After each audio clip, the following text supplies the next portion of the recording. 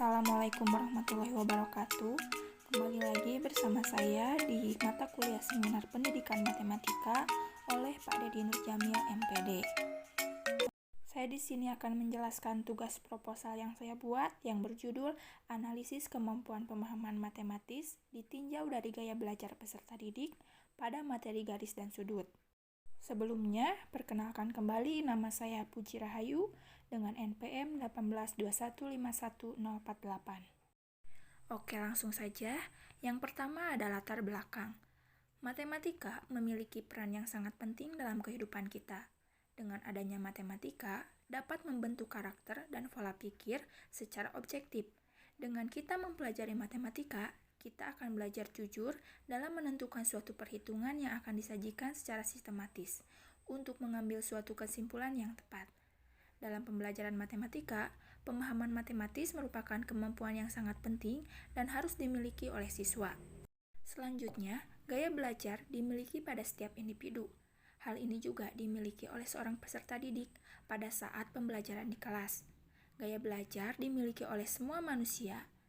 Gaya belajar merupakan sebuah pendekatan yang menjelaskan mengenai bagaimana individu belajar atau cara yang ditempuh oleh masing-masing orang untuk berkonsentrasi pada proses dan menguasai informasi yang sulit dan baru melalui persepsi yang berbeda.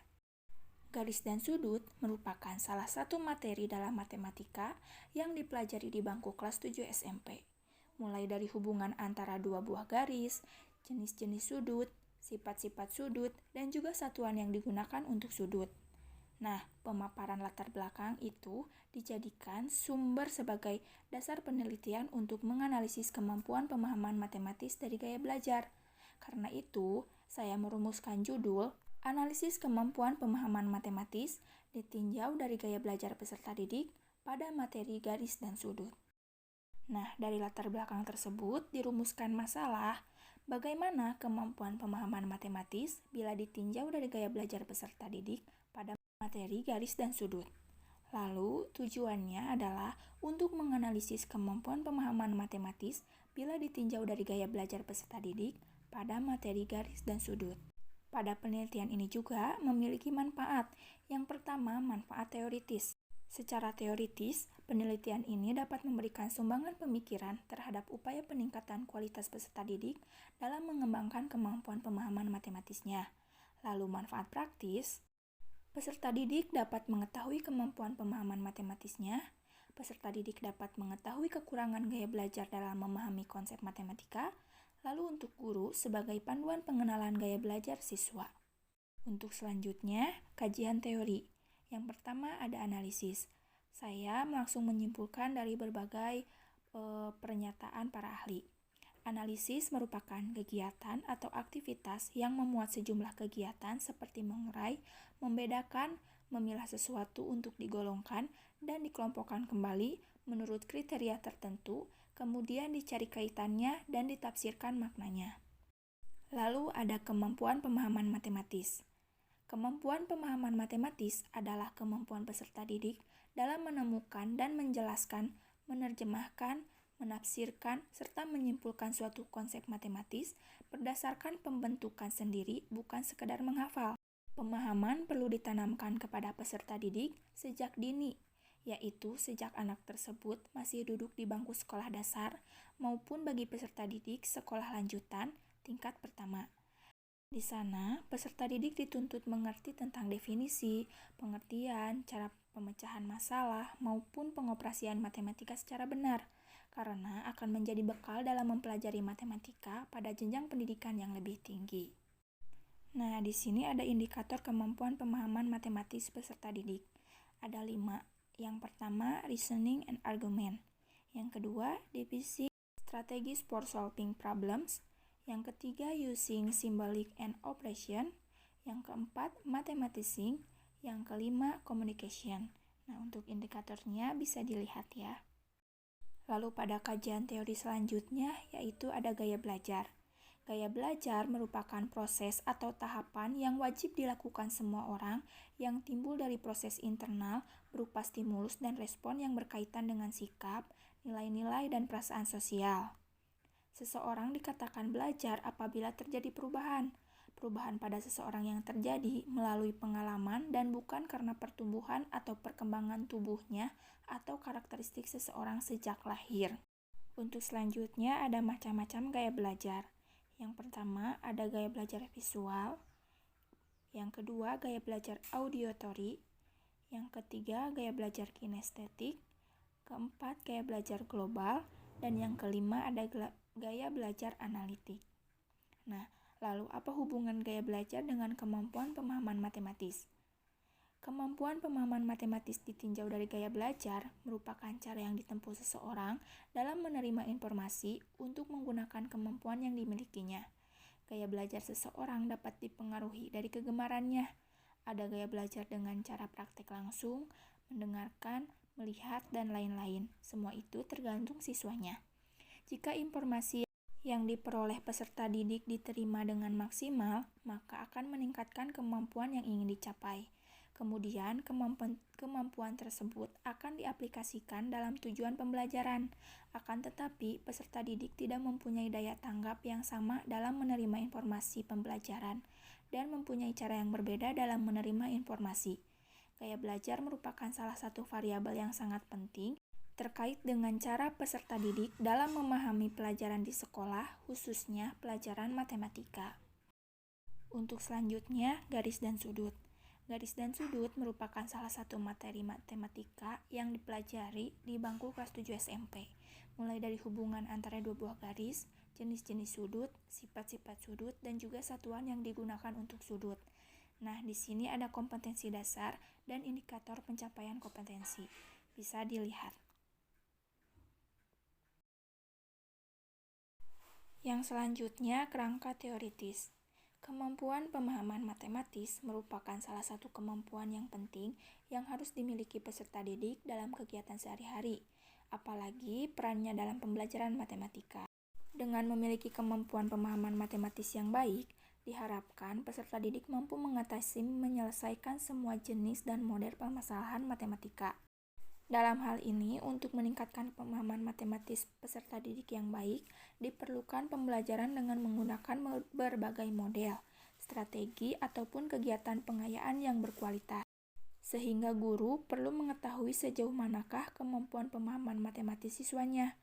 Berdasarkan landasan teori yang telah dijabarkan di atas, bahwa tingkat pemahaman siswa sudah pasti berbeda-beda. Untuk mendeskripsikan tingkat kemampuan pemahaman yang berbeda, maka diperlukan indikator yang dapat membantu menjelaskan hal tersebut.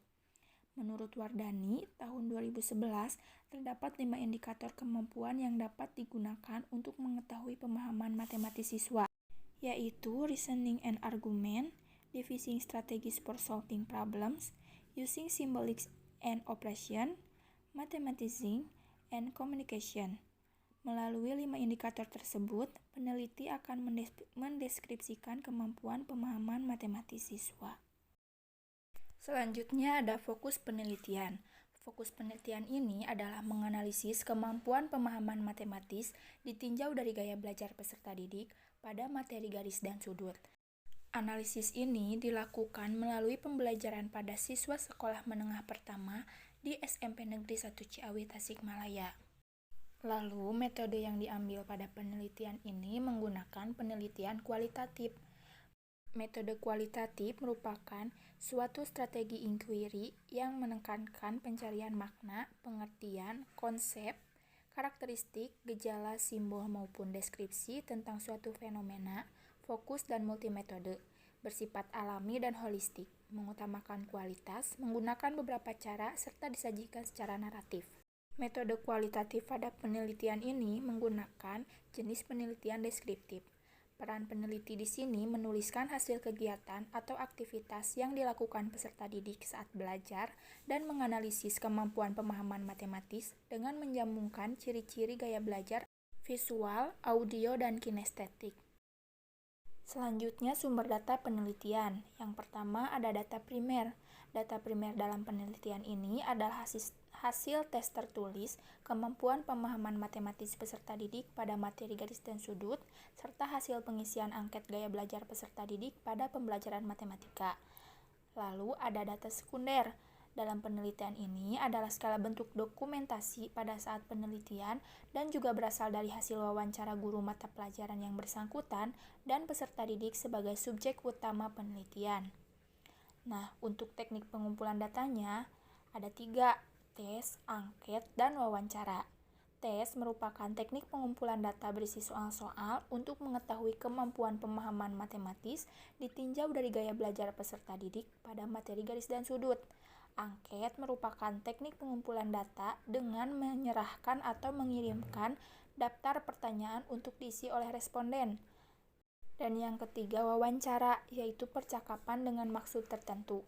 Percakapan dilakukan oleh dua pihak, yaitu pewawancara yang mengajukan pertanyaan dan terwawancara, yaitu yang memberikan pertanyaan atas jawaban itu. Selanjutnya ada instrumen penelitian. Untuk tes, di sini ada kisi-kisi tes kemampuan pemahaman matematis tertulis dalam bentuk memberi soal uraian yang berjumlah 4 soal. Lalu yang kedua, angket, yaitu angket gaya belajar yang digunakan peneliti untuk mendapatkan hasil gaya belajar peserta didik kelas 7 di SMP Negeri 1 Ciawi, Tasikmalaya. Angket terdiri dari 10 soal atau 10 pertanyaan dengan pilihan jawaban sangat setuju, setuju, tidak setuju, dan sangat tidak setuju dengan memberikan tanda centang. Lalu untuk wawancara, yaitu kegiatan dilakukan di SMP Negeri 1 Ciawi. Wawancara ini disesuaikan dengan pertanyaan tentang bagaimana pihak sekolah menyesuaikan gaya belajar peserta didiknya selama mengikuti pembelajaran di kelas dan bagaimana peserta didik dalam memahami permasalahan matematis. Wawancara dilaksanakan untuk mengetahui gambaran dari pihak sekolah, guru, dan yang bersangkutan, yaitu peserta didik sendiri kepada peneliti sebagai sumber data penelitian. Teknik analisis data. Di sini ada 3. Yang pertama, reduksi data. Reduksi data adalah kegiatan yang tidak dipisahkan dari analisis data. Reduksi data telah dilakukan setelah pengumpulan data. Ketika peneliti mengumpulkan data, peneliti telah membuat catatan atau memo dan membuat kesimpulan. Yang kedua, penyajian data.